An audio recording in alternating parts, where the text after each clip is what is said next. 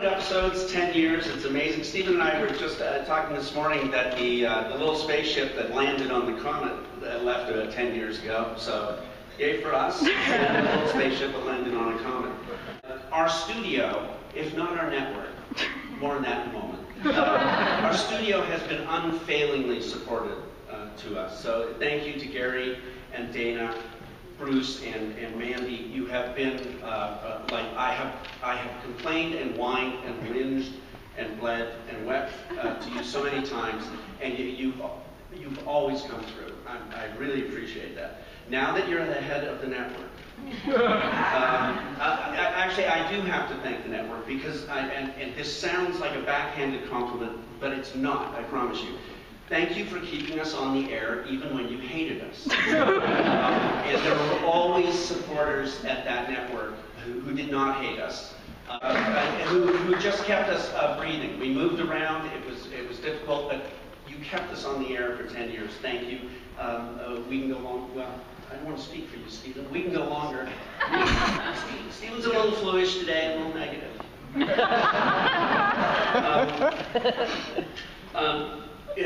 I've always said, and now I'm feeling I'm talking to you. You'll tell me.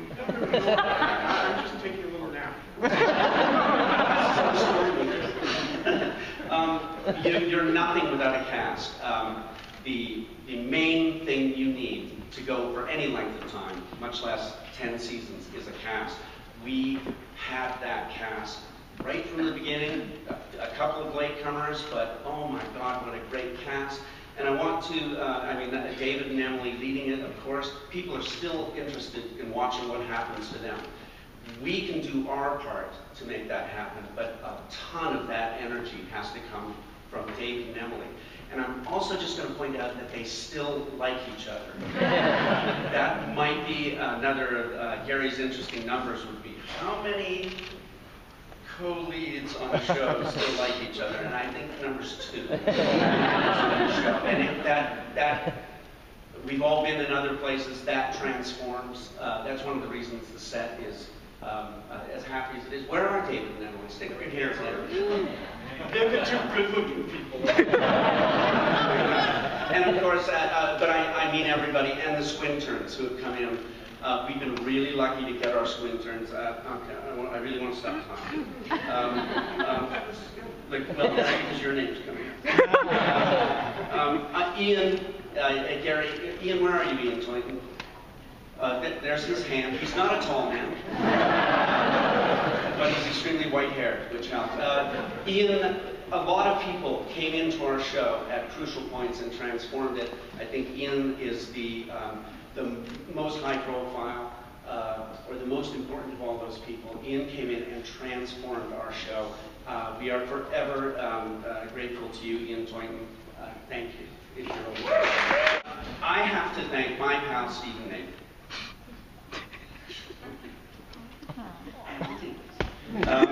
Stephen was as soon as we got picked up to series, my first phone call was to Stephen Nathan. No, wait, before Stephen, Barry and his fucking life. We would not exist without Barry. We would not be here. It was my first American-created show. He is like having a ninja crossed with a pit bull. Gary underestimated what Barry went through to get us our lab that we have been shooting out for 10 years and have not yet finished. That's incredibly important to the show. And Barry, where are you? Wait a minute. You found Emily, right? Am I right about that? I tell people it was me, but we should be honest. Barry found Emily, and that, of course, is without Emily, blah, blah, blah. Okay, now Stephen. Stephen Nathan was my first hire. I'd worked with him very briefly across a desk on Joan of Arcadia, and I thought that anyone who could come into my office every single morning ranting and raving about the state of the world and waving his arms and sometimes bursting into song, that this would be a good way to start every day. And it really has been. Every morning I he comes in through the back door. He just comes in and starts on whatever topic of the day that he's decided to rant about. Stephen has made this job fun. He has given me someone to look at when things got tough. I'm working on another show now. I miss Stephen every single day, like an old gay married couple.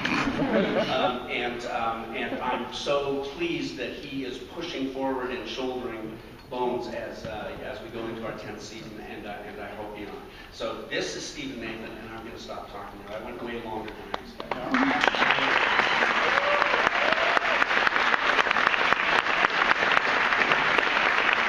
This will be very short because Hart said everything.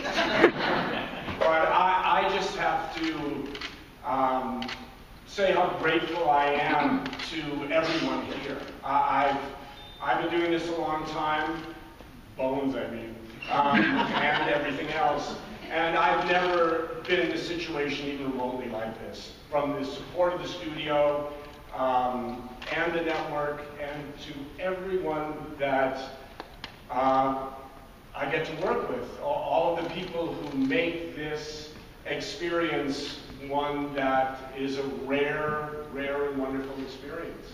And it was certainly tested in this last episode. I cannot believe what everyone did. It was a remarkable accomplishment. It was an impossible thing to do, and somehow we did it. We all survived, and it's somehow that episode was a microcosm of the past 200 episodes. That we were the little train that could, and we just keep doing it. And it's because of you. Everyone here makes this show possible, and I think I'm the luckiest guy in the world. And also, just to throw it back a little bit, we wouldn't be here at all if it weren't for Hart. It all came from him. And the way the show was created, the irascible nature of the man himself, and the love that he has for the show and for all of you is, I don't know, it's probably would just be easier